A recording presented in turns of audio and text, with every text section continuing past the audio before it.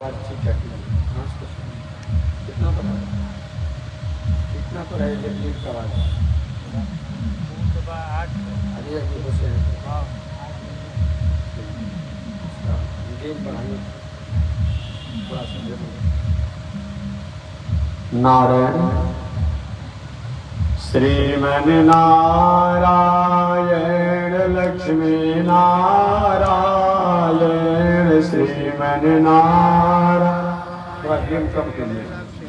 नारायण श्रीमन नारायण नारायण नारायण श्रीमन नारायण नारायण थोड़ा सा गेम खाइए। श्रीमन नारायण भवतारायण श्रीमन नारायण भवतारायण लक्ष्मी नारायण नारायण नारायण लक्ष्मी नारायण नारायण नारायण। आग लगी आकाश में बरसन लगे अंगारो, आग लगी आकाश में बरसन लगे। संत नहीं होते जग में तो जल मरता संसारो, संत नहीं होते जग में तो जल मरता संसार। श्रीमन नारायण नारायण नारायण श्रीमन नारायण नारायण नारायण। तैने देखी रघुनाथ जी हमारे ओरिया, तैने देखी रघुनाथ जी हमारे ओरिया। तैने ताकी रघुनाथ जी हमारे ओरिया, तैने ताकी रघुनाथ जी हमारे ओरिया। बगसर में आके रवा तड़का के मरनी, बगसर में आके रवा तड़का के मर। गौतम नारी अहिल्या के करनी, गौतम नारी अहिल्या के कर। तन देखी रघुनाथ जी हमारी ओरिया, तन देखी रघुनाथ जी हमारी ओरिया। तनी ताकी रघुनाथ जी हमारी ओरिया, तनी ताकी रघुनाथ जी हमारी ओरिया। श्रीमन नारायण नारायण नारायण श्रीमन नारायण नारायण नारायण लक्ष्मी नारायण नारायण नारायण लक्ष्मी नारायण नारायण नारायण।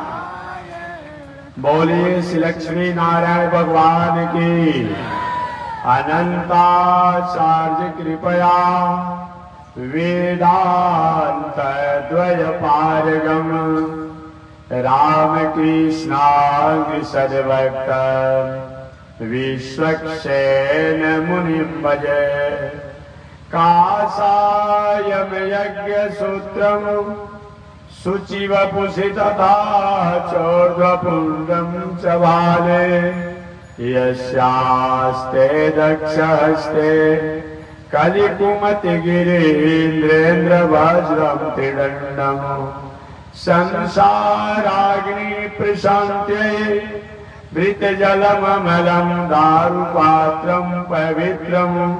श्रीविश्वक्सेन सूरे पदकमलयुगं श्रेयसे संश्रयामि। लक्ष्मीनाथ समारम्भाम् नाथया मुनि मध्यमा अस्मदाचार्य पर्यंता वंदे गुरु परंपरा। नारायणाय विद्महे वासुदेवाय धीमहि तन्नो विष्णु प्रचोदयात्। महालक्ष्म्यै च विद्महे विष्णु पत्न्यै च धीमहि तन्नो लक्ष्मी प्रचोदयात्। तन्नो लक्ष्मी प्रचोदयात्।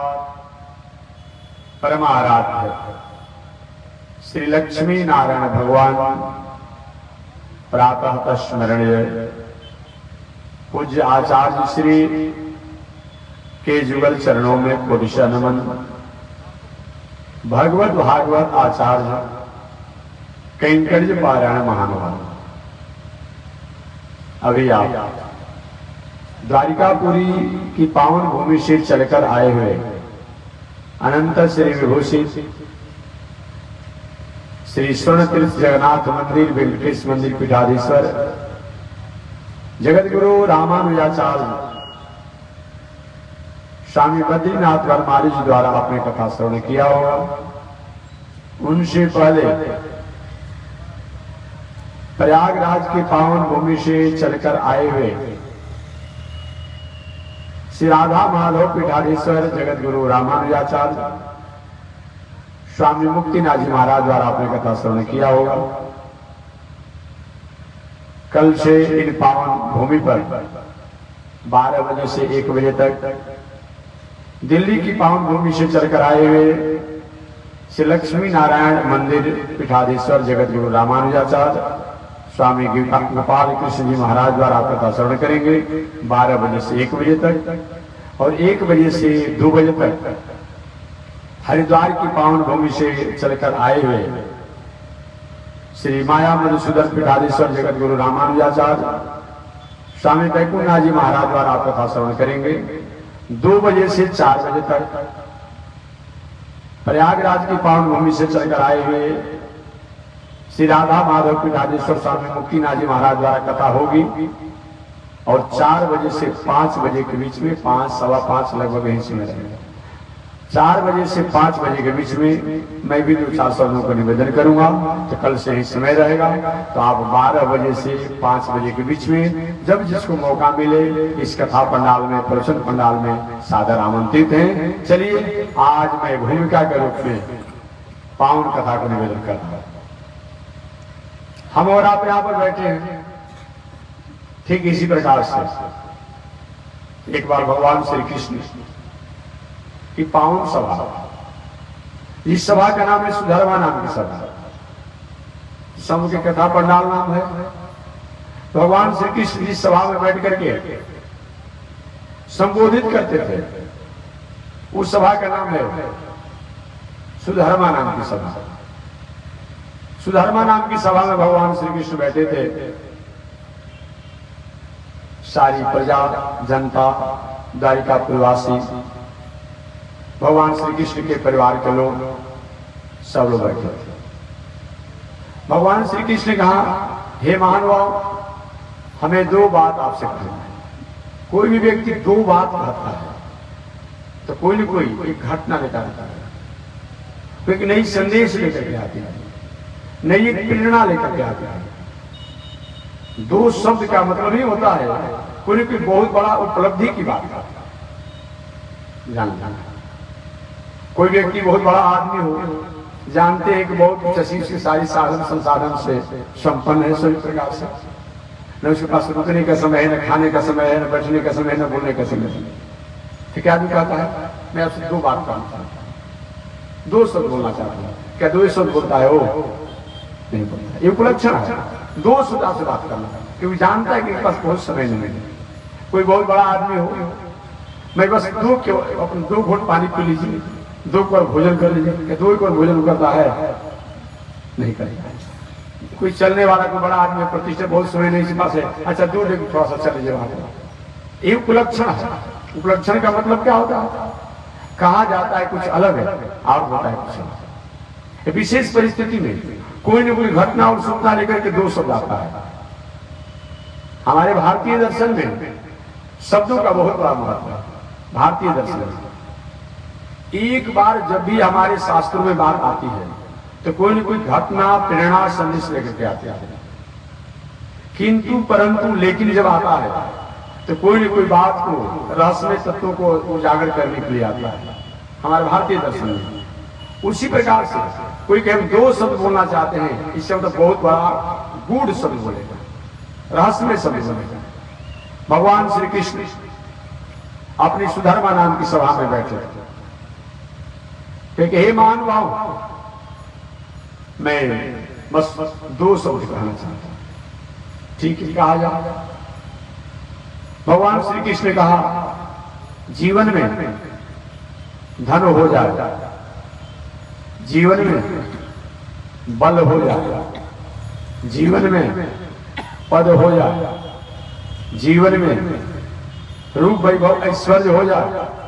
थोड़ा सा इको को दो जीवन में रूप ऐश्वर्य हो जाए, पद प्रतिष्ठा हो जाए, उसका उपयोग अगर विवेक से नहीं किया जाता है तो वह धन, वह बल, वह पद, वह रूप, वह ऐश्वर्य द्वारा अनर्थ होता है। ये केवल भगवान श्री कृष्ण उपदेश दिए हुए बात है। जीवन में धन हो जाए और धन का उपयोग विवेक से न किया जाए, कहीं भ्रमित होने की संभावना बन सकती है।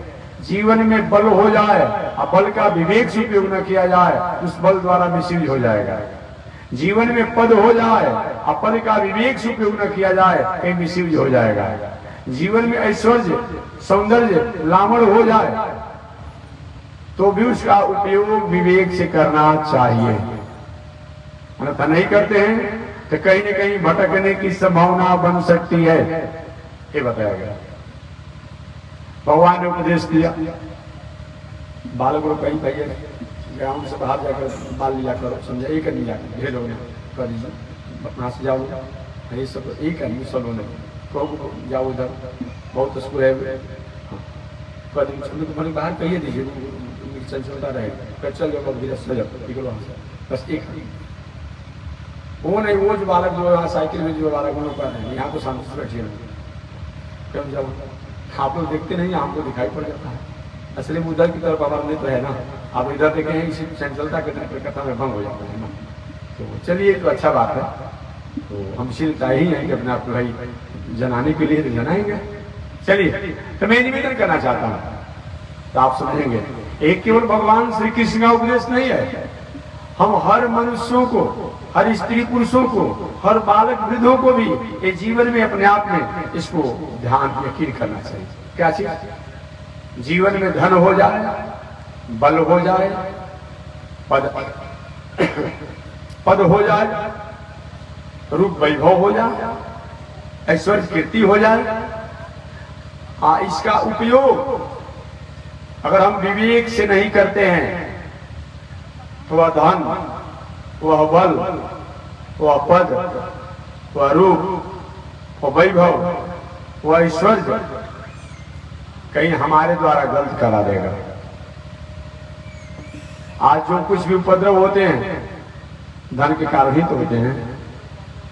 आज कुछ भी मिसयूज होता है, बल का दुरुपयोग का होता है, पद के मिसयूज में हो जाता है।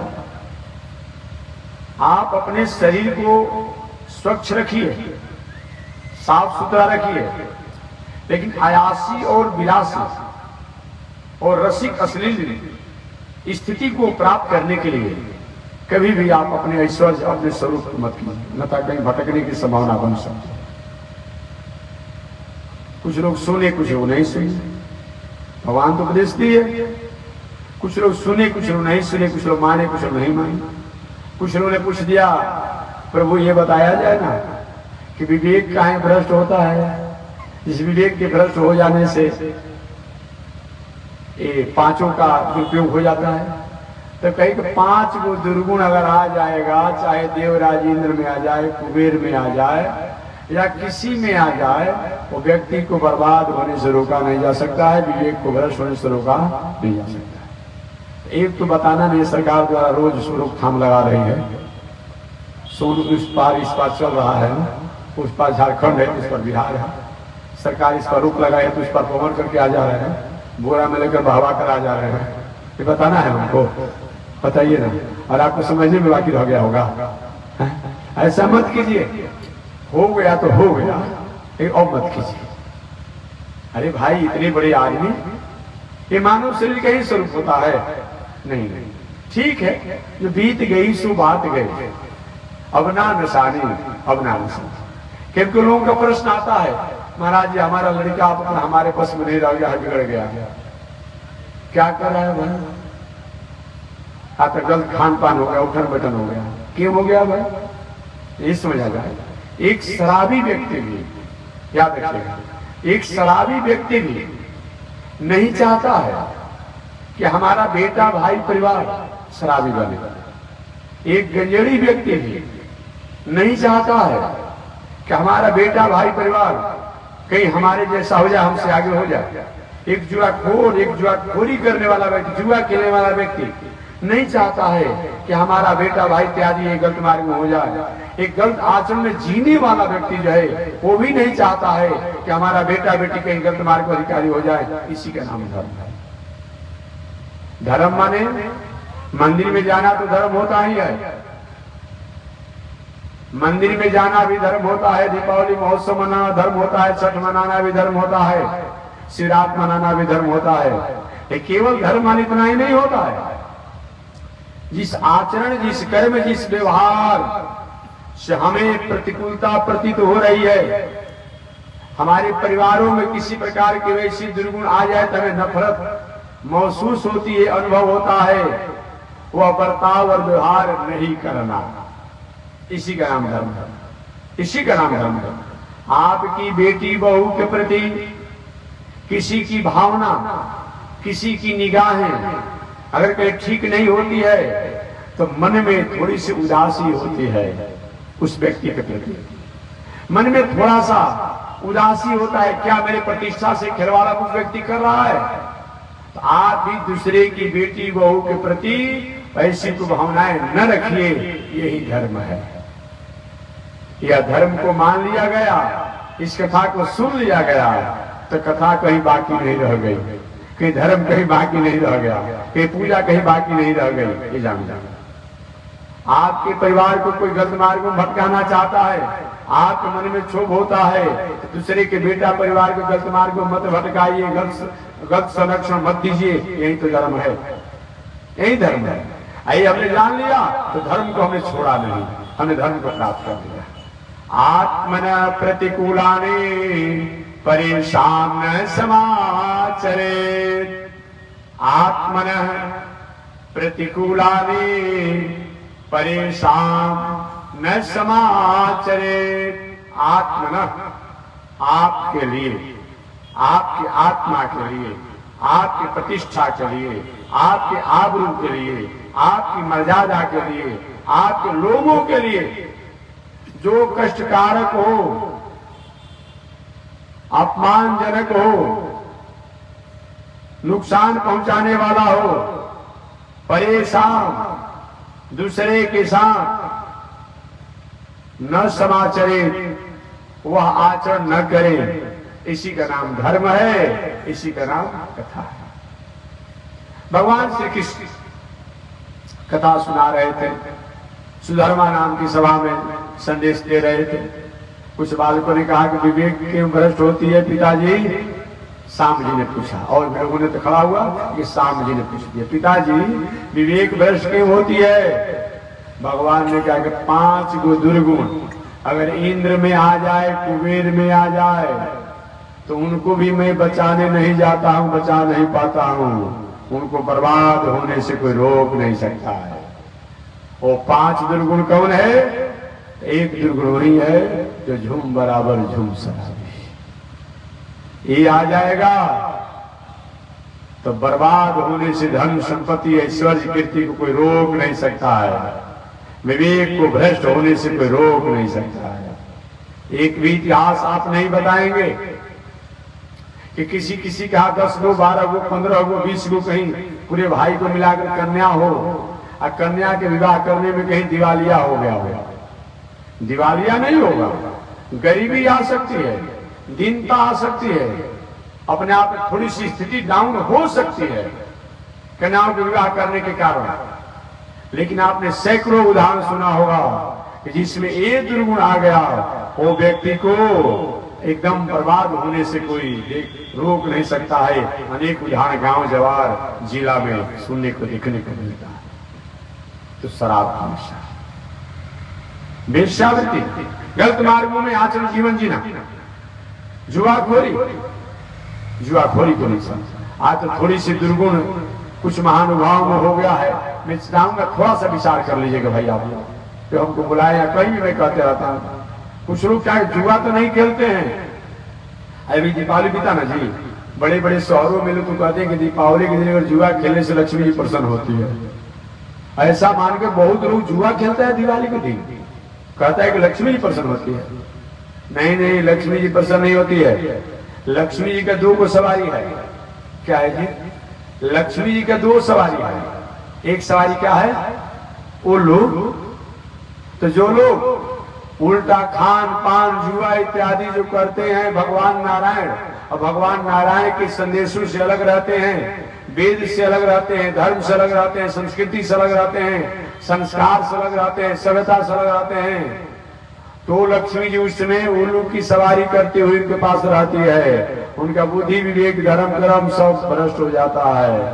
उल्लू तो देखते हैं ना, उसको अपने आप में दिन में दिखाई नहीं पड़ता है। तो धन तो आएगा, घर द्वार दलान मकान सब कुछ अपने आप कमा लेंगे गलत तरीका से। आज भी थोड़ा सा अमन चैन और शांति के सोने की नींद सोना चाहेंगे, क्या होगा? तो लड़का अपने आप में बिगड़ गया, लड़की बिगड़ गई, परिवार बिगड़ गया, सारा प्रतिष्ठा धूमिल हो जाएगा, क्योंकि उल्लू सवारी के साथ लक्ष्मी जी को आपने जजन किया है। इसलिए उल्लू की सवारी के साथ लक्ष्मी जी को अपने आप में मत स्वीकार कीजिए। लक्ष्मी के दूसरा सवारी क्या है? दूसरा सवारी क्या है? गरुड़ जी। वेदात्मा विहगेश्वरो जवनिका मते पुरुषोत्तम फणिपते शय्यासनं वाहनम वेदात्मा विहगेश्वरो यवनिका माया जगन मोहिनी ब्रह्मेशादिसुर प्रजस दैतस तत्काश दासी गण श्रीरीते वचनामते भगवते ब्रूम कथम तांबयम। जब भगवान के साथ क्या मतलब? जब सदाचार सदनेक के साथ, सद्व्यवहार के साथ, सौहार्द के साथ, शिवपैथी के साथ, सहिष्णुता के साथ अगर हम लक्ष्मी जी को कामना करते हैं, लक्ष्मी जी को कमाते हैं खेती व्यापार नौकरी द्वारा, तो लक्ष्मी जी का सवारी कौन है? गरुड़ जी हैं। वेदात्मा विहगेश्वरो जवनिका माया जगन मोहिनी।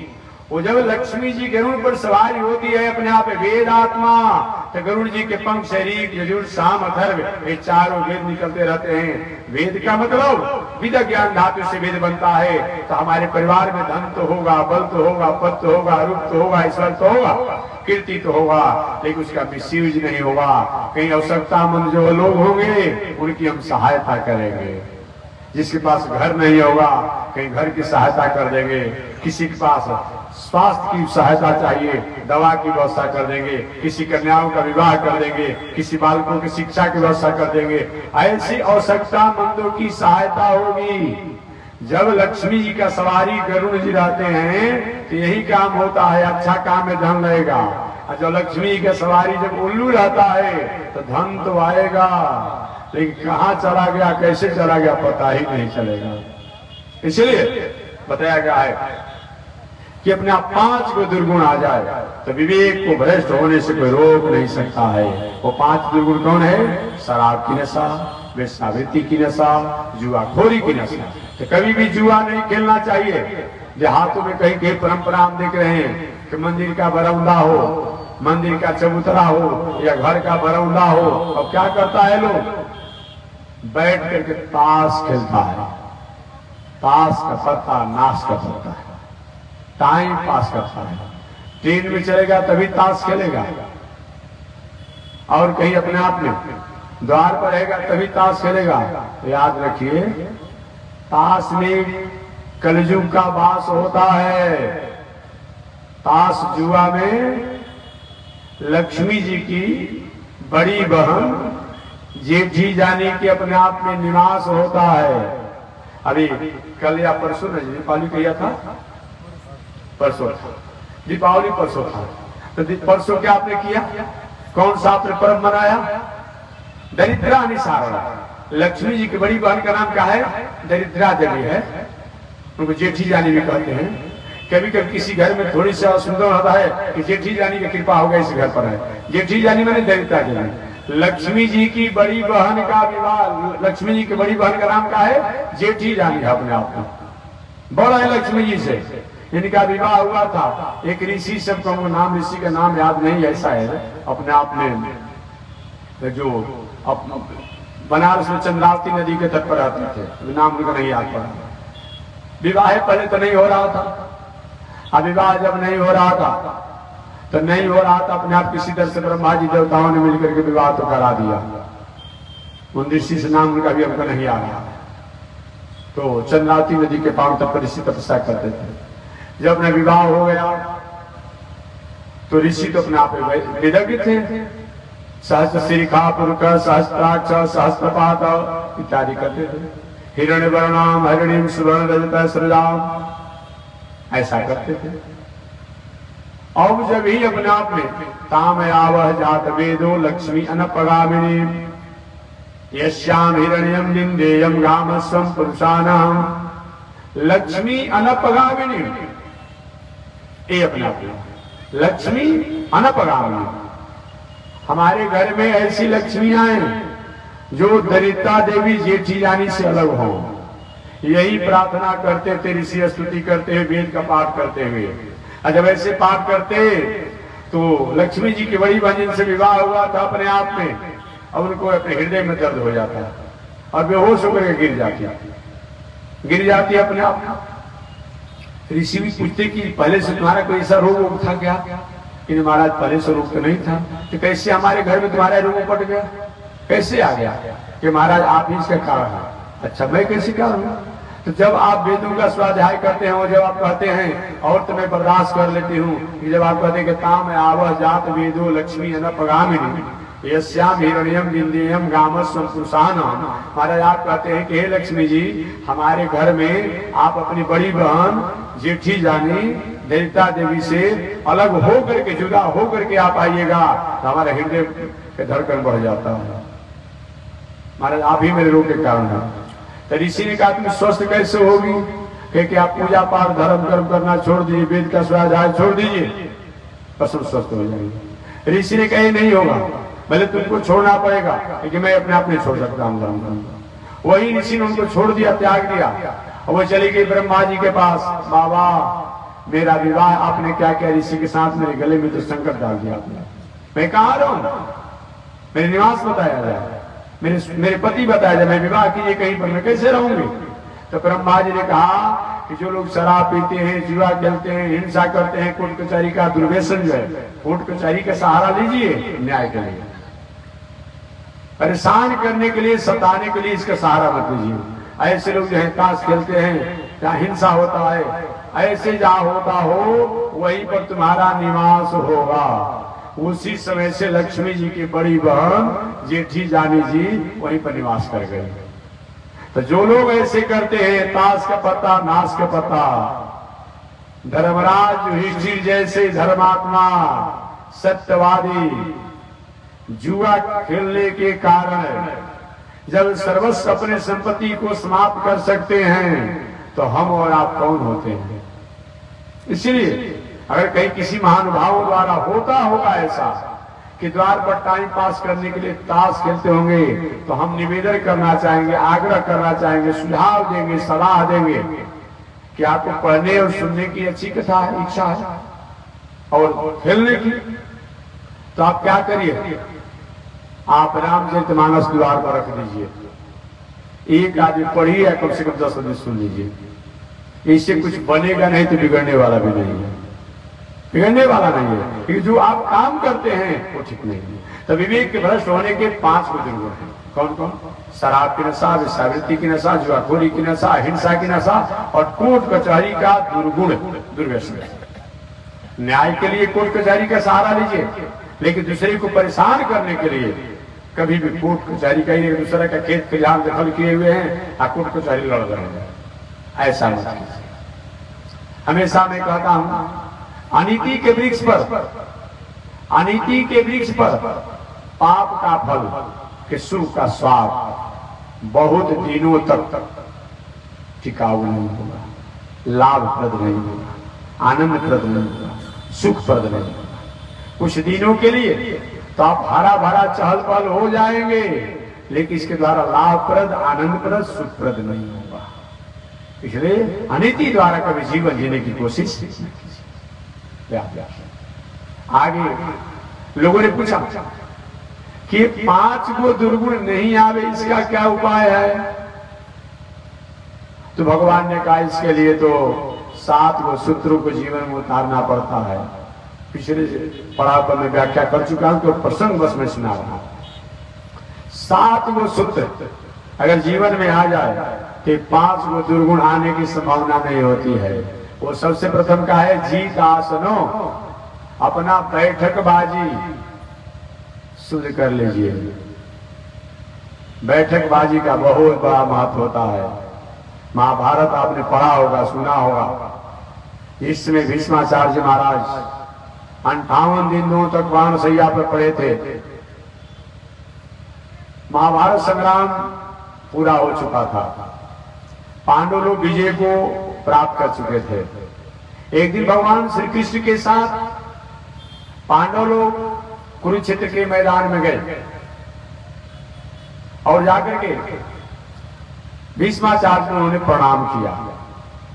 भीष्माचार्य को प्रणाम किया। भीष्माचार्य ने अर्जुन की तरफ देखा, अरे अर्जुन यहां कैसे आ गया तू? अकेले अकेले आए हो? अर्जुन नहीं दादा, प्रभु द्वारिकाधीश भी आए हैं। अच्छा, द्वारिकाधीश भी आए हैं, तो द्वारिकाधीश कैसे आ गए? अब उसने कहे कि आओ इधर आओ, इधर आओ। द्वारिकाधीश याद है? याद है? वही है भीष्माचार्य। आपने संकल्प लिया था कि मैं महाभारत संग्राम में अस्त्र शस्त्र नहीं उठाऊंगा, तो मैंने भी संकल्प ले लिया था कि हरि से अस्त्र कहा हूं, नहीं तो संतन सुत ने कहा। मेरी प्रतिज्ञा क्या, मेरे व्रत को पूरा करने के लिए आपने अपने व्रत को छोड़ करके जब मैं पांडवों पर बाणों का बौछार करने लगा तब आपसे रहा नहीं गया।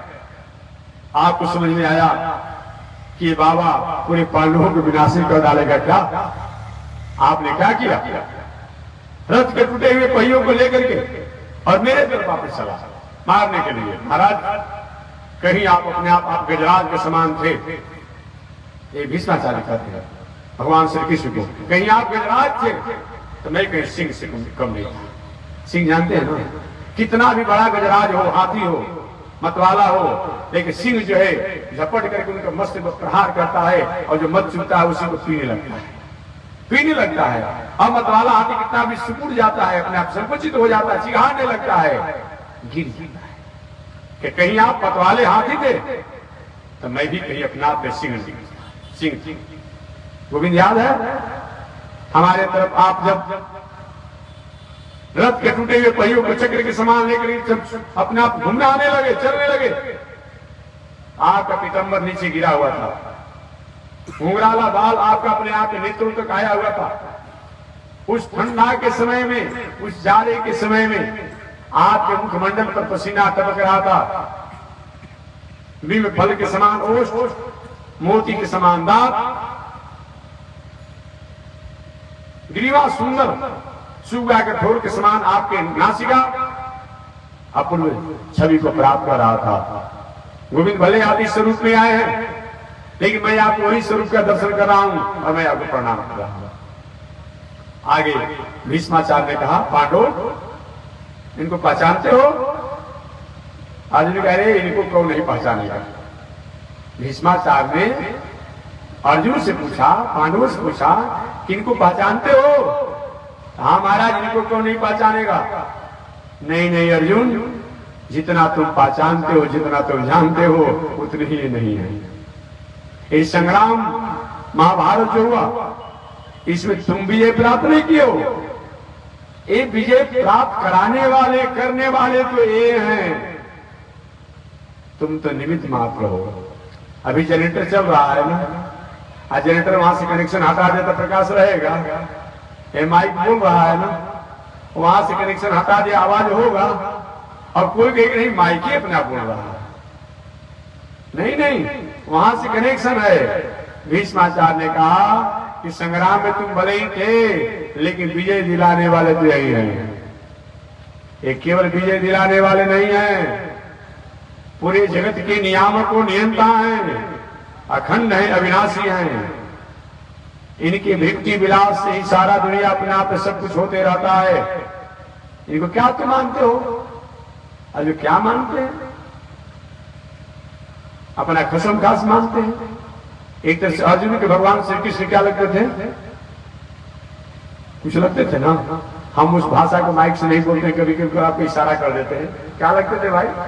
अने भगवान श्री कृष्ण की बहन, छोटी बहन सुभद्रा जी, क्या चीज? भगवान श्री कृष्ण की छोटी बहन सुभद्रा जी का विवाह अर्जुन के साथ हुआ था। अब आप समझ लेंगे, नहीं अर्जुन, जितना तुम पहचानते हो उतने मत पहचानो। कभी तुम अपना साथी बना लेते हो, कभी सखा बना लेते हो, कभी मंत्री फलित पोषित होती है, यही है और कोई दुनिया में नहीं। आगे भगवान श्री कृष्ण ने कहा, दादाजी ये पांडवों को थोड़ा राजनीति का, धर्मनीति का, समाज नीति का, कूटनीति का, परिवार नीति का उपदेश दे दीजिए। ये सब नीति होती है, अपने आप में नीति होती है। भीष्माचार्य उपदेश देना शुरू किए, बेटा पांडवों, व्यक्ति को भाग्यवादी नहीं, कर्मवादी होना चाहिए। कल या परसों हमारे यही कि हमारे गए थे आपके ब्लॉक के अपने आप में अधिकारी जी अपने आप गए थे। उन्होंने थोड़ी सी बातों को हमसे जानना चाहा, तो मैंने भी निवेदन किया, जो ही मैं कथा बता रहा। तो भीष्माचार्य जी कहते हैं, पांडवों, व्यक्ति को भाग्यवादी नहीं, कर्मवादी होना चाहिए। भाग स्वतंत्र नहीं होता है, भाग स्वतंत्र नहीं होता है। याद रखिएगा, हमने किया है कर्म, हमने किया है कर्म जो भाग बनकर के हमारे साथ भोग रहा है, चल रहा है। हम करेंगे कर्म जो भाग बनकर के कार्य करेगा। बात समझिएगा, भाग की स्वतंत्र सत्ता नहीं होती है, प्रारब्ध की स्वतंत्र सत्ता नहीं होती है, भविष्य की स्वतंत्र सत्ता नहीं होती है। याद रखिएगा, हमारे कर्म के अनुसार भाग, भविष्य और प्रारब्ध होता है। याद रखिएगा, इसलिए जैसे जल और जल का तरंग, जल की तरंग होती है, लेकिन जहां जल होता हो, अगर सूखी नदी हो तब, सूखा सरोवर हो तब उसमें तरंग रहेगा। जहां जल होती है तो जल में ही तरंग होता है, जल से ही तरंग होता है, जल से ही तरंग प्रकट होता है। स्वतंत्र तरंग की कोई सत्ता नहीं होती है, याद रखिएगा। इसलिए वस्तु और वस्तु का स्वाद, आपने पेड़ा खाया और स्वाद मीठा लगा, तो स्वाद जो होता है, या कोई फल खाया स्वाद लगा, तो वस्तु और वस्तु का स्वाद दोनों एक साथ होता है। वस्तु न हो तो स्वाद का कोई मतलब ही नहीं है, कोई मतलब नहीं होता है। इसलिए कभी भी प्रारब्ध भाग और भाग बनता है। इसलिए व्यक्ति को भाग्यवादी नहीं, कर्मवादी होना चाहिए। हम अभी कर्म करेंगे वो प्रारब्ध होगा, किए हैं, प्रारब्ध बना होगा। ये बताया। ये भीष्माचार्य का उपदेश है। बहुत बड़े भव्य संत थे, देवता के अवतार थे। 8 वसु देवता में एक वसु देवता भीष्माचार्य जी थे। ये समझना चाहिए। वो वशिष्ठ ऋषि के श्राप से अपने आप में 100 वर्षों इस दुनिया में आए थे। ये समझा। तो चलिए, भीष्माचार्य उपदेश है कि व्यक्ति को भाग्यवादी नहीं कर्मवादी होना चाहिए। व्यक्ति को अनीति अन्याय अधर्म पाप करना नहीं चाहिए। भीष्माचार्य उपदेश है पाप करना नहीं चाहिए, पाप होते हुए देखना नहीं चाहिए, पापी का अनुमोदन नहीं करना चाहिए। ये उपदेश दे ही रहे थे बगल में द्रौपदी जी। अब द्रौपदी को हंसी आ गई पुरानी घटनाओं को याद करके कि आज बाबा इतनी बड़ी दिव्य उपदेश दे रहे हैं। पाप करना नहीं चाहिए, पाप होते हुए देखना नहीं चाहिए, पापी की सहायता अनुमोदन नहीं करनी चाहिए। तो बाबा तो पाप नहीं किए हैं, ये तो हम भी जानते हैं। द्रौपदी अपने मन में विचार करती है, वो भी सुन रही थी। वही पांडव की एक पत्नी है, वो भी सुन, बात सत्य है। लेकिन पाप होते हुए देखा है, पापी का अनुमोदन किया है, पापी की सहायता किया है। ये उनकी पुरानी घटनाओं को याद करके और द्रौपदी को हंसी आ गई। अब कोई व्यक्ति जीवन में पूरा उपद्रव किया हो, क्या चीज? जीवन में पूरा उपद्रव किया हो, जब तक उसके जीवन का अपने आप बड़ा तड़ंग फड़ंग रहा। अब बाद में जब सब कुछ समाप्त हो जाए और तब कहीं बहुत बड़ा ज्ञान की बात कहेगा तो लोग सुनकर हंसते हैं कि नहीं हंसते हैं? हंसते हैं ना, हंसते हैं ना। तो वही द्रौपदी को हंसी आ गई। बाबा इतनी लंबी चौड़ी फिलॉसफी आप दे रहे हैं, ये दर्शन शास्त्र की बता तो आ रहे हैं कि कहा नहीं, मन में विचार करने लगी उनको, उनके चरित्रों से, पहले के जो घटना शास्त्र से कि आप कहते पाप नहीं करना चाहिए, पाप होते हुए देखना नहीं चाहिए, पापी की सहायता नहीं करनी चाहिए। आप क्या कर रहे थे? कहा नहीं, मन में विचार करने लगा। अचानक भीष्माचार्य की दृष्टि द्रौपदी पर पड़ी। अरे मैं इस 58 दिनों तक बाण सैया पर पड़ा हुआ सही वेदना में हूं। ये द्रौपदी में उपदेश देता हूं और द्रौपदी हंस रही है। द्रौपदी को बुलाए भीष्माचार्य, बेटी इधर आओ, आओ इधर। कांपते कांपते द्रौपदी हाथ रुकावा, मेरे को बुलाया गया? आ गया? हाँ हाँ बेटी इधर आओ। आ गया। अच्छा ये बताओ बेटी, तुमने हंसा क्यों? जानती हो भीष्माचार्य जो उपदेश देता है तो देवता लोग भी कान खोलकर सुनते हैं। भीष्माचार्य जो उपदेश देता है तो देवता लोग कान खोलकर सुनते हैं, ऋषि लोग भी दत्त होकर सुनते हैं। वह भीष्माचार्य नैष्ठिक ब्रह्मचारी, हमको याद है कि मैं 125 जन्मों तक कोई पाप नहीं किया। याद करके मन में उनको टीस हो जाएगा, दुख हो जाएगा, और दुख होगा इसी दुख में मर जाएंगे तो मृत्यु बिगड़ जाएगी। मेरे पर हृदय से अरे बाबा कोई बात नहीं, इसी तरह हंसी आ गई। नहीं बेटी ऐसी बात मत करो, बड़े घर की बहू जो होती है उसके हर कार्य में रहस्य होता है, मुस्कान में भी रहस्य होता है, बोलचाल में भी रहस्य होता है, चाल में भी रहस्य होता है, इशारा में भी रहस्य होता है। आखिर तुमने क्यों हंसा? नहीं बताओगी तो तुम्हारे हंसी के कारण को जानने के लिए हम मरेंगे। हम मरने के बाद हंसी का कारण जानने के लिए हमको जन्म लेना पड़ेगा। ऐसा में कष्ट मत डालो। बताओ तुमने क्यों हंसा? कि बड़े घर की बेटी जो होती है उसका हर कार्य में मुस्कान होता है।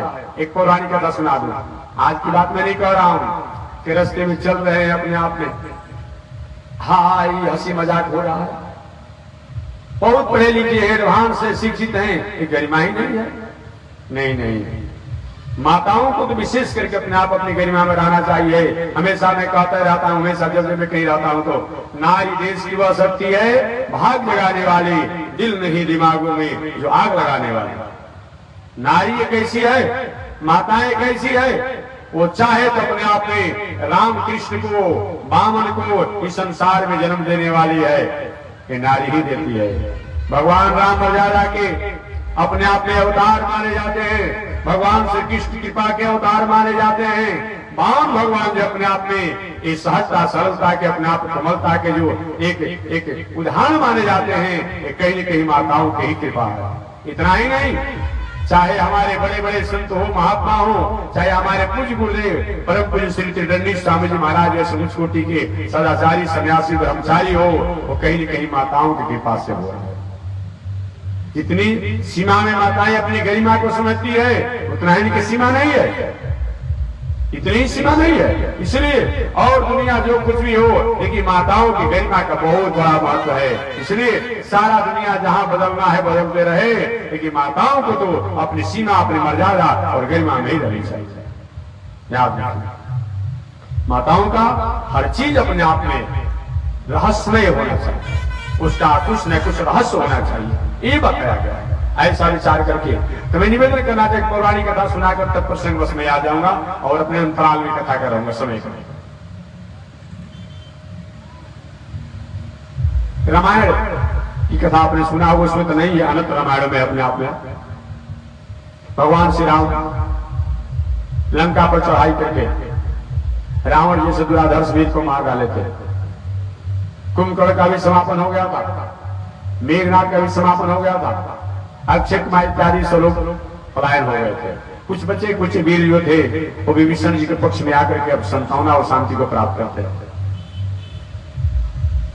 भगवान श्री राम पुष्प विमान से घूमते घूमते अयोध्या नगरी में पहुंचे, और अयोध्या नगरी में जब पहुंचे तो पहुंचने के बाद राज तिलक की तैयारी की गई। हुआ कि आज किया जाए, कि कल किया जाए, कि परसों किया जाए। भरत जी ने सीधी सीधी बात कह दिया, अब कल परसों की बातें नहीं सोचा जाएगा, हमारे रघुवंशियों में अब कल सहता ही नहीं है, कल सहता नहीं है।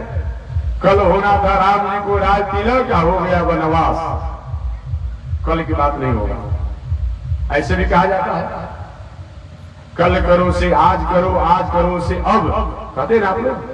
आप प्रलय में और तो हमको उपाय नहीं याद, आगे आप कर लीजिएगा अपने आप में, बोल गए। इसीलिए कोई भी अच्छा काम करना हो, बहुत समय मत प्रतीक्षा कीजिए। क्या पता है जो इस जिंदगी का, इस जिंदगी की क्या पता है कि अगला समाज जलेगी कि बुझेगी। इसीलिए कोई भी अच्छा काम करना हो, बहुत विचार मत कीजिए। अच्छा काम में एक दो लोग सहयोगी मिलते हैं, और जब काम शुरू कर देंगे तो बहुत से सहयोगी लोग हो जाएंगे। बात समझ गए? क्या चीज? अच्छे काम में प्रारंभ में एक दो लोग सहयोगी मिले, वो भी नहीं भी मिल सकते हैं। एक कार्य जब शुरू हो जाता है तो बहुत से लोग, सैकड़ों सैकड़ों लोग सहयोगी मिल जाते हैं, सहयोगी मिलेंगे। और जब फंस जाएंगे ना, वो हम नहीं तो हम नहीं तो हम नहीं, अब तो भाग जाएगा। इसलिए कभी भी अपने आप में अच्छा काम में पीछे नहीं हटना। भाई राम जी को राज तिलक लगाने का अपने आप बात में राज तिलक कर दिया जाए। ये वाल्मीकि रामायण में नहीं है, आध्यात्म रामायण में नहीं है, अन्य पुराणों में रामायण कथा में सुना रहा कोई, तब मैं बताऊंगा अपने आप में। अब क्या हुआ, अब मैं अपने गुरुदेव द्वारा इस कथा को सुना हूं तो मैं आपको बता रहा हूं, तो समझिए। अब राम जी को राज तिलक के वशिष्ठ ऋषि सब लोग अब स्वस्ति वाचन करके अपने आप में मंत्र बोल करके राज तिलक ही करने की तिलक करके बस राजसिंहासन बैठा दिया। अचानक जगत जननी सीता माता जी बगल में बैठी थी। पूजा में पति पत्नी का होना गृहस्थ आश्रम में एकदम आवश्यक है। अचानक सीता माता मन मुस्कुरा दी। मैं इसलिए बताना चाहता हूं कि माताओं के, जो बड़े घर की माताएं होती है, बड़े लोग होते हैं, उनके मुस्कान में भी, उनके मुस्कान, उनके दृश्यों से पता चलता है थोड़ा सी उदासी में आता है, तो नाराजी में, प्रसन्नता में पता चल जाता है। ये समझिए अपने आप में। सीता जी अपने आप मन मुस्काई बैठी थी भगवान श्री राम के साथ। ये पूजा के अवसर पर तुम मुस्कुरा क्यों नहीं हो भाई, क्यों हंस रही हो? सीता माता ने कोई बात नहीं, इसी तरह हंसी आई। नहीं बताओ क्या बात है। तो सीता माता ने हंसी हम इसलिए आ गई कि जितने लोग हैं यहाँ 300 लोग की बुद्धि मारी ही गई है। ये प्रभु आप ही विचार नहीं करते, क्या विचार करना, क्या विचार करना? सीता माता ने कहा कि इस दुनिया में क्यों आए हैं आप? साकेत लोग से यहाँ पर क्यों आए? और अपनी हलादनी शक्ति के रूप में सीता के रूप यहाँ पर आपने उपस्थित किया है, आप क्यों आए? भगवान श्री राम ने कहा परित्राणाय साधूनां संत महात्माओं की अरमान को मंगल कामना करने के लिए, कृतार्थ करने के लिए, परित्राणाय साधुना विनाशाय च, दुष्टों को विनाश करने के लिए और धर्म की स्थापना करने के लिए। सीता माता ने के तीनों काम पूरा हो गया। बताइए, ये रावण मारा गया, कुंभकर्ण मारा गया, मेघनाद मारा गया, शिवकुमार मारा गया, अपने आप में मारीच मारा गया, सुबाहु मारा गया, बहुत से लोग मारे गए अपने आप में। मारीच मारा गया, सुबाहु मारा गया, और कौन बचा? तारका मारी गई, सब हो गया, अपने आप से रखा अपने आप। सीता माता ने इसीलिए तो हमको हंसी आ गई, इसीलिए तो हंसी आ गई कि अभी तक राक्षसों का विनाश नहीं हुआ, दुष्टों का संहार नहीं हुआ, तो संत महात्मा का मंगल कैसे हो पाएगा? और संत महात्मा के जब मंगल नहीं तो धर्म की स्थापना कैसे हो पाएगी? भगवान श्री राम ने कहा ऐसा कोई बाकी है क्या? ऐसा कोई बाकी है क्या अभी? हाँ महाराज बाकी है, तभी तो मैं यहाँ पे याद दिलाया कि और दुनिया के लोग जो है सबको अपने आप जो वहां पर हैं वो सबकी तो बुद्धि मारी गई, लेकिन आप भी चुपचाप लगाए हुए हैं। अब क्या हुआ? वहीं पर राज तिलक को रोक दिया गया। राज तिलक उसी समय रोक दिया गया। और जो लोग लंकापुरी की संग्राम में नहीं गए थे, अपना बाह पुजा रहे थे। जामुन जी गए थे ना, तो हम होते तो क्या कर देते? जो लोग भी अपने आप थे, इधर शत्रुघ्न जी कहे थे, भरत जी कहे थे, लक्ष्मण जी में जितने लोग थे अपने आप, अरे उसमें तो और एक दो दिव्य इत्यादि जो थे कि हम इस बार आपको चुपचाप रहना है, हम लोग चल रहे हैं ना, चुटकी भर में जो भी राक्षस उसे ठीक कर देंगे, मसल डालेगा। सीता माता भी साथ में चले, भगवान श्री राम भी चले। अब उसमें कोई बाकी नहीं रहा। वशिष्ठ ऋषि से लेकर के जनक जी महाराज भी आए थे। जनक जी महाराज क्योंकि भगवान श्री राम का राज तिलक होने वाला था, सब लोग आए थे। आज सब लोग गए, कहाँ गए? भगवान श्री राम बेचारे वो राक्षस रहता कहाँ है? कहाँ रहता है? तो पाताल लोक में। अच्छा, क्या उसका नाम है? महारावण। क्या नाम है? महारावण। 1000 सिर और 1000 भुजा वरदान प्राप्त किया था। जब चाहता तो 2 भुजा वाला हो जाता, और जब चाहता तो 1000 भुजा और 1000 सिर वाला हो जाता। महारावण। अब क्या हुआ? सब लोग गए पाताल लोक में अपने आप में। कहा कि आप लोग का नाम क्या परिचय है, कैसे आना हुआ? महारावण ने पूछा। सब लोग बारी बारी से परिचय दिए, मैं अमुक हूं, मैं अमुक हूं, मैं अमुक हूं, मैं अमुक हूं। सब परिचय दिया। क्या कि सामने वाले ये कौन है? कि इनका नाम राम है। अच्छा, आप ही राम है? आप ही ने रावण को मारा? हाँ। आप ही ने मेघनाद को मारा? हाँ। आपने ही रावण को मारा? हाँ। आप ही ने मेघनाद को मारा? हाँ।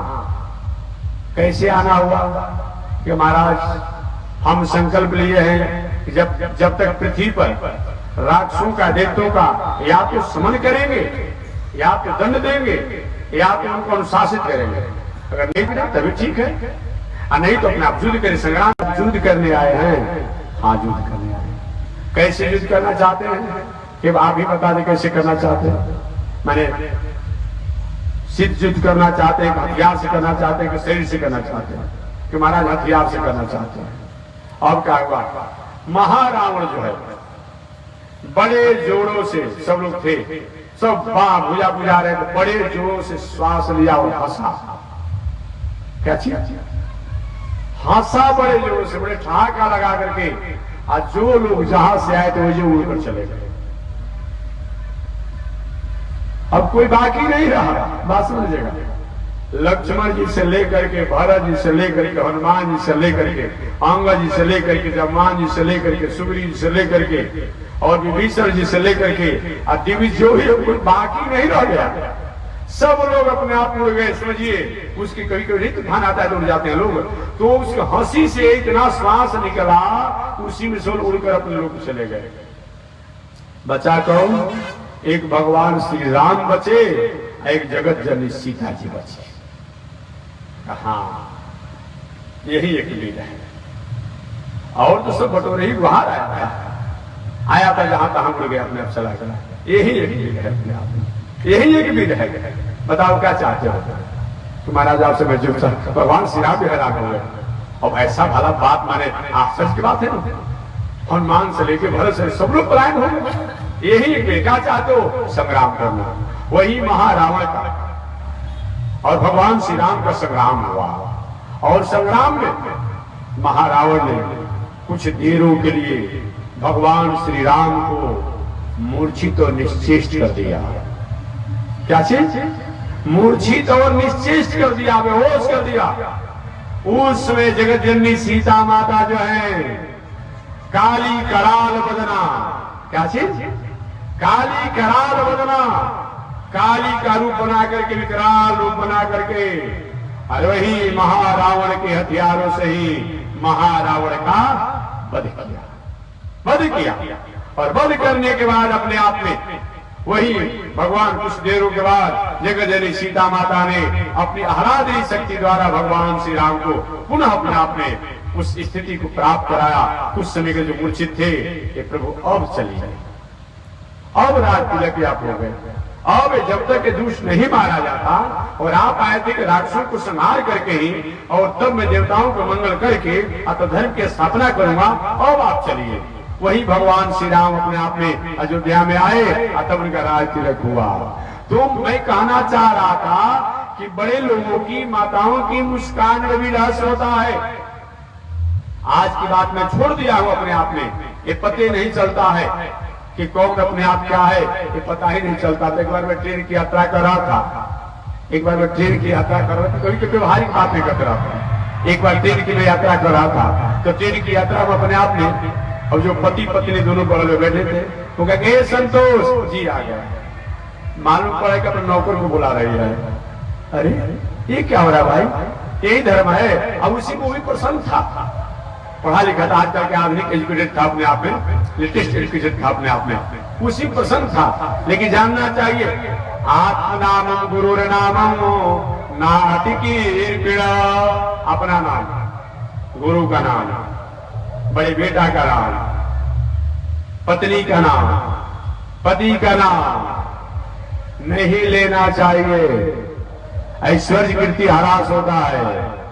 आत्मनाम के नौकरी की बात हो, कि फार्म भरना हो, कोई कुछ इंटरव्यू हो, बता दीजिए कि बात नहीं है। इसलिए एक नाम, पुकार का नाम अलग होता था पहले, और एक नाम अलग होता था, आत्मनाम। गुरु नाम, गुरु का नाम व्यवहार में नहीं लेना चाहिए। कोई पूजा पाठ में जैसे हम लोग कहते हैं ना, कासायम यज्ञ सूत्रम शुचिव पुषि तथा चौर्धपुंडम चवाले यस्यास्ते दक्षहस्ते कलिकुमति गिरीन्द्रेन्द्र वज्रम त्रिदंडम संसाराग्नि प्रशांत्यै वृत जलममलम दारुपात्रम पवित्रम श्री विश्वक्सेन सूर्य पदकमल जुगम श्रेयसे संश्रयामि। पूज्य गुरुदेव स्वामी जी महाराज, दंडी स्वामी महाराज का नाम कितने लोग जानते होंगे? हजारों में एक आदमी जानता होगा। इतने आप लोग बैठे होंगे, किसी से पूछा जाए कि त्रिदंडी स्वामी महाराज का नाम क्या था? वो त्रिदंडी स्वामी तो उपनाम था, त्रिदंड लेने के कारण नाम क्या था? कोई बताने वाला होगा जो पढ़ा लिखा विद्वान होगा। एक वहां का नाम क्या रहे? विश्वक्सेनाचार्य, श्री विश्वक्सेन सूर्य, विश्वक्सेनाचार्य स्वामी जी का नाम अपने आप में। इसलिए अब हमारा नाम तो बहुत जान ही गए हैं, जीएल स्वामी नाम नहीं है, तो उपनाम है। ये त्रिदंड जो रखता है सन्यासी जो, तो जीएल कहा जाता है दक्षिण भारत में, तमिल भाषा में। एक व्यक्ति ने पूछा था कि महाराज हम डिक्शनरी में देख रहे थे, जीएल शब्द मिला ही नहीं हमको। हमने कहा कि उत्तर भारत की डिक्शनरी में नहीं मिलेगा, ये दक्षिण भारत का शब्द है, तो उत्तर भारत की डिक्शनरी में कहां से मिलेगा? अब हाईकोर्ट डिक्शनरी में कहां से मिल जाएगा? ये दक्षिण भारत का तमिल शब्द है। क्या है? ये त्रिदंडी सन्यासी को वहां जीयर कहा जाता है, जीयर कहा जाता है त्रिदंडी सन्यासी को। तो ले जाते लोग, लेकिन नाम क्या है आप जानते होंगे? लक्ष्मी प्रभु। कितने लोग जानते होंगे अपने आप में? ये बताया गया, आत्मनामम अपना नाम, गुरु नाम, गुरु का नाम भी पूजा पाठ धर्म कर्म लीजिए, ऐसे नहीं लेना है। आत्मनामम गुरु नाम नाति कृपण, अति कृपण कंजूस व्यक्ति है, उसका भी नाम नहीं लेना, ज्यादा पाप लगता है। कंजूस आदमी हो, कंजूस जानते कितने किसे कहते हैं? कार्पण भाव, जिसमें कार्पण भाव हो, सब कुछ उसके पास हो, अब देह महक रहा हो, कपड़ा पर साबुन नहीं लगाता हो, वही कृपण आदमी है। सब कुछ है उसके पास, नहीं लगाएगा, ना खाएगा, ना खिलाएगा, बस चल जाएगा। अब ऐसे लोग को घर के लोग मालिक भी बना देता है कि चाबी बांध के चलते रहता है, न किसी को खाएगा, न खिलाएगा, न देगा, न कुछ करेगा, अब बस चला जाएगा। नहीं नहीं, ऐसा मत कीजिए अपने आप में। आत्मनामम गुरुर्नामम ना अति कृपण, अपना नाम, गुरु का नाम, कृपण व्यक्ति का नाम, बड़े बेटा का नाम, बड़ा पुत्र जो हो अपने आप में, उसको दुलार से एक अलग नाम रख दीजिए और एक नाम अलग रखिए। और बात बात में इसीलिए कोई बाबू लाला कहकर अपने आप पुकारते रहता है, नहीं लेना चाहिए, न कीर्ति ऐश्वर्य उसका ह्रास होता है। और पत्नी को पति का नाम भी नहीं लेना चाहिए, याद रखिएगा। क्या चीज? पत्नी को पति का नाम नहीं लेना चाहिए, आप पति को भी पत्नी का नाम नहीं लेना चाहिए। खाली यही नहीं, उसको उसका भी नाम नहीं, उसको उसका भी नाम नहीं, लेकिन दोनों उसी पर्सन है, वो उसका नाम ले रहा है, उसका नाम ले रहा है, लेकिन नहीं, ऐसा नहीं होना चाहिए। इस तरह शास्त्र में बताया गया है। तो मैं निवेदन करना चाह रहा था, जगत जननी सीता माता अपने आप में, वही अपने आप में काली कराल बदना विकराल रूप बना करके सबको अपने आप को, प्रभु अब आप चलिए, अब आप अयोध्या के राज सिंहासन बैठने के अधिकारी हो गए, वही भगवान श्री राम आए, उनका राज तिलक हुआ, राज तिलक हुआ। तो मैं निवेदन करना चाह रहा था कि भीष्माचार्य ने कहा कि बेटी, बड़े लोगों के, बड़े बहुओं के मुस्कान में भी कुछ न कुछ रस होता है, आखिर आपने हंसा क्यों हमें बताओ, और नहीं बताओगी तो तुम्हारे हंसी के कारण को जानने के लिए हमें अवतार जन्म लेना पड़ेगा।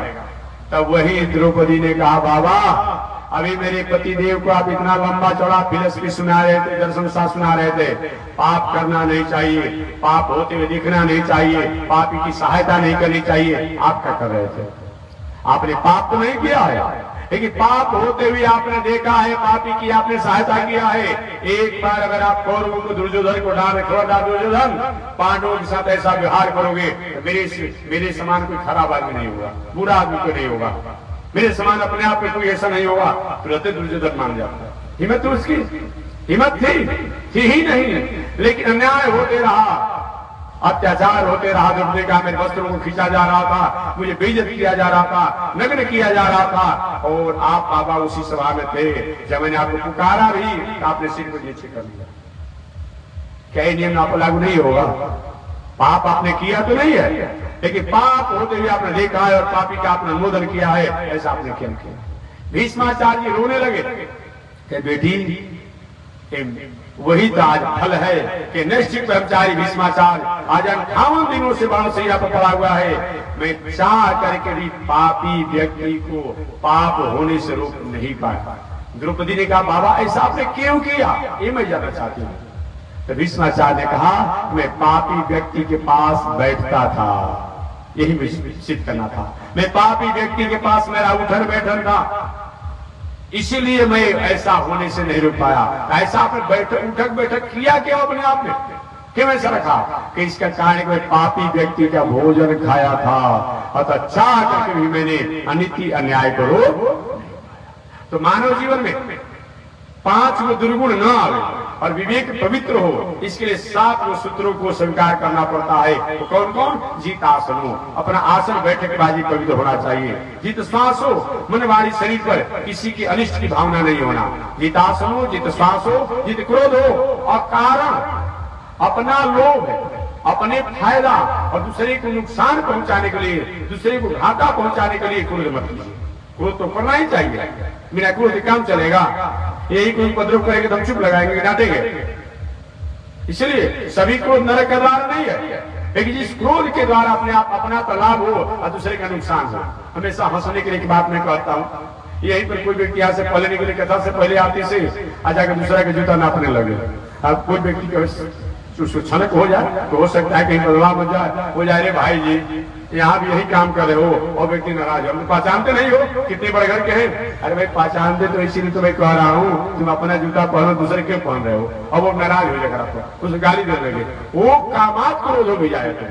कोई व्यक्ति अपने आप कामना को लेकर के, लाभ को लेकर के, लोभ को लेकर के क्रोध करता है, वो नरक का द्वार है। और कोई व्यक्ति गलत मार्ग पर जा रहा है, हमारे नहीं अनुशासन करने से भी भटकने की संभावना हो सकती है, वहां पर थोड़ा खड़ा होना ही चाहिए।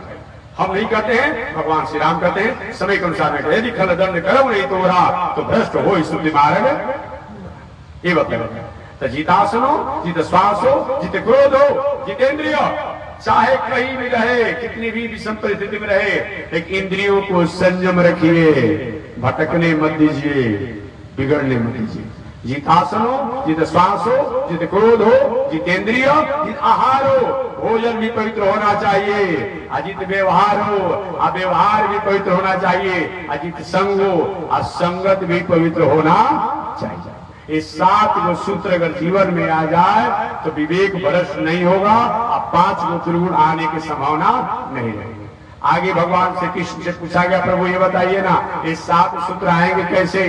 तो भगवान किसके लिए, भगवान की इसके लिए भक्ति करनी पड़ती है, भक्त बनना पड़ता है, और अवतार की, भगवान के अवतार की कथाओं को जानना पड़ता है। तो पुनः हुआ कि भगवान किसे कहते हैं, भक्ति किसे कहते हैं, और भक्त किसे कहते हैं, अवतार किसे कहते हैं, इसकी चर्चा मैं अगले दिन करूंगा। आज इसी के साथ वाणी विराम, आगे परमात्मा की जय श्री श्रीमन नारायण लक्ष्मी नारायण, श्रीमन नारायण लक्ष्मी नारायण, श्रीमन नारायण नारायण नारायण, श्रीमन नारायण नारायण नारायण। बोलिए श्री लक्ष्मी नारायण भगवान की।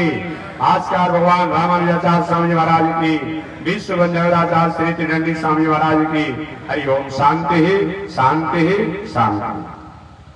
तो कल से आप कथा का समय याद रखेंगे, 12 बजे से 1 बजे तक हमारे गोपाल कृष्ण स्वामी जी द्वारा जो दिल्ली से चल कर कथा होगी। 1 बजे से 2 बजे तक हमारे बैकुंठनाथ स्वामी जी कथा सुनाएंगे, और 2 बजे से 4 बजे तक हमारे मुक्तिनाथ स्वामी जी कथा सुनाएंगे, और 4 बजे से 5 बजे तक, कल से 4 बजे से 5 बजे तक हम 2-4 शब्दों को सुनाएंगे। 5 हो जाएगा, 5-10 हो सकता है, अंतिम 5:15 तक होगा, लेकिन 5 से 5:15 के बीच में मैं आपको छुट्टी दे दूंगा।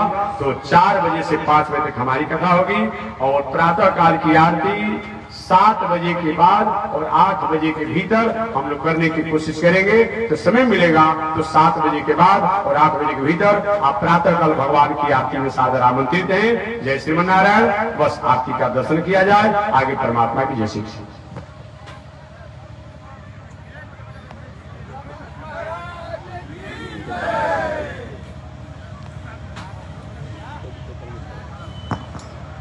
ओम चंद्रमा मनसो जात चक्षो सूर्यो अजायत, श्रोत्राद्वायुष प्राणस मुखादिजायत, श्री सत्य लक्ष्मी सुपत्न्या बहुरात्रि पार्श्वे नक्षत्राणि रूपमस्मिनौ व्यातम्, ईश्वरी काला मोमयी काल सर्वलोकं मयि काल, कासायं यज्ञसूत्रं शुचिवपुषि तथा चोर्ध्वपुण्ड्रं च बाले, यस्यास्ते दक्षस्ते कलितुमति गिरीन्द्रेन्द्र वज्रं त्रिदण्डं संसाराग्नि प्रशान्त्यै, मृतजलममलं दारुपात्रं पवित्रं श्रीविश्वक्सेन सूरे पदकमलयुगं श्रेयसे संश्रयामि, अमर्याद शूद्र चलमतिरसोय्या प्रसवो कृतघ्नो दुरमानि स्मर परवसो वञ्चन पर निशंसा पापीश कथमामितो दुःखजलदे प्रपारादुत्रेण तव परिचरेयं चरणयो। लक्ष्मीनारायण भगवान की, भास्कर भगवान रामानुजाचार्य स्वामी महाराज की, विश्व वंदनाचार्य श्री त्रिदंडी स्वामी महाराज की। हरि ओम। शांति ही शांति ही शांति।